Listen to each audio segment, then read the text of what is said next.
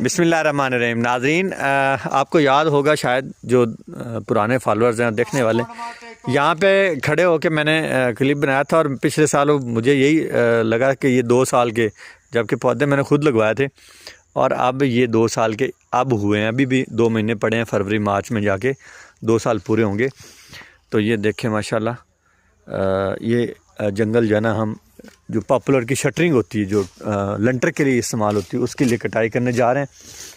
तो इसकी सारी कैलकुलेशंस इंशाल्लाह आप दोस्तों को बताएंगे, दिखाएंगे सारी करेक्ट कैलकुलेशंस इंशाल्लाह।